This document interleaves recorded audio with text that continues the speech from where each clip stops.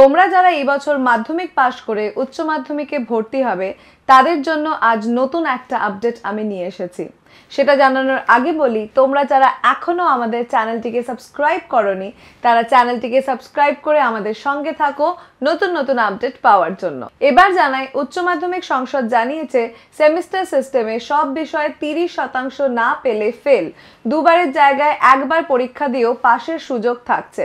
একাদশের প্রথম এবং তৃতীয় সেমিস্টারে কোনো বিষয়ে পাশ করতে না পারলে সাপ্লিমেন্টারি দেওয়ার সুযোগ থাকছে একাদশের দ্বিতীয় এবং দ্বাদশের চতুর্থ সেমিস্টারে। আর শেষ দুটি সেমিস্টার একাদশ ও দ্বাদশ উভয় ক্ষেত্রেই পাশ না করলে তার বছর নষ্ট হবে। তাহলে ব্যাপারটা এরকম দাঁড়ালো যে একাদশ ও দ্বাদশের প্রতিটি সেমিস্টারে প্রতিটি বিষয় 30% নম্বর পেতে হবে পড়ুয়াদের। পাশাপাশি একাদশের প্রথম এবং দ্বাদশের তৃতীয় সেমিস্টার না দিয়েও পাশ করার সুযোগ থাকছে পড়ুয়াদের। তবে সেক্ষেত্রে পড়ুয়াদের উপস্থিতির হার 75% ও শিক্ষা সংসদের তরফ থেকে মার্কশিটে লেখা থাকবে সাপ্লিমেন্টারি। একাদশ ও দ্বাদশের প্রতি সেমিস্টারের প্রতিটি বিষয়ে 30% নম্বর পেতে হবে পড়ুয়াদের। কোনো সেমিস্টারের কোনো একটি বিষয় যদি 30% নম্বর কেউ না পায় তাহলে সে পরের সেমিস্টারে পরীক্ষার সঙ্গে ওই বিষয়ে সাপ্লিমেন্টারি পরীক্ষা দেবে। একাদশ ও দ্বাদশ শ্রেণী মিলিয়ে মোট 4টি সেমিস্টার দিতে হবে পড়ুয়াদের। একাদশ শ্রেণীর সেমিস্টারের ক্ষেত্রে 2টি সেমিস্টার মিলিয়ে সমস্ত বিষয়ে পাশ করতে হবে পড়ুয়াদের। তা না হলে অকৃতকার্য বলে গণ্য করা হবে, অর্থাৎ সেই পরীক্ষার্থী আর উচ্চ মাধ্যমিক দিতে পারবে না। দ্বাদশ শ্রেণীর ক্ষেত্রে এই নিয়মে পরিবর্তন এনেছে শিক্ষা সংসদ। চতুর্থ সেমিস্টারে কোনো পরীক্ষার্থী কোনো বিষয়ে ফেল করলে পরের বছর আবার দ্বাদশের পরীক্ষার সঙ্গে এই বিষয়গুলি পরীক্ষা দিতে পারবে। অর্থাৎ বছর নষ্ট হলেও সংশ্লিষ্ট বিষয়ের উপর দ্বাদশের চতুর্থ সেমিস্টারে সাপ্লিমেন্টারি দেওয়ার সুযোগ থাকছে।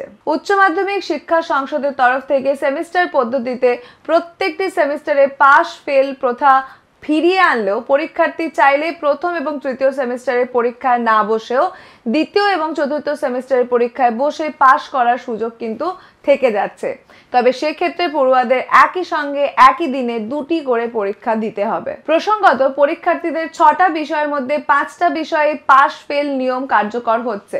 তবে পাস ফেলের মধ্যেও বেশ কিছু সুবিধা যোগ করা হয়েছে শিক্ষা সংসদের তরফ থেকে। প্রসঙ্গত বলে রাখি, যদি কোনো পরীক্ষার্থী একটি বিষয়ে পাস নম্বরের থেকে 5% কম পায় তাহলে তার অন্য যে 4টি বিষয় রয়েছে সেখানে যে বিষয়টিতে সব থেকে বেশি নম্বর পেয়েছে সেই নম্বর 5 নম্বর দিয়ে এই নম্বরে যোগ করে দেওয়া হবে এবং এই নিয়ম কার্যকর হবে শুধুমাত্র একটি বিষয়ের জন্য। এমনকি প্রথম ও দ্বিতীয় ভাষার ক্ষেত্রেও এই সুযোগ পাওয়া যাবে। তাহলে এই ছিল আজকের আপডেট এবং ভিডিওটি ভালো লাগলে অবশ্যই লাইক এবং শেয়ার করে দিও এবং এখনো যদি আমাদের চ্যানেলকে সাবস্ক্রাইব না করে থাকো তাহলে ম্যাট্রিকুলা বাংলাকে সাবস্ক্রাইব করে আমাদের সঙ্গে থেকো।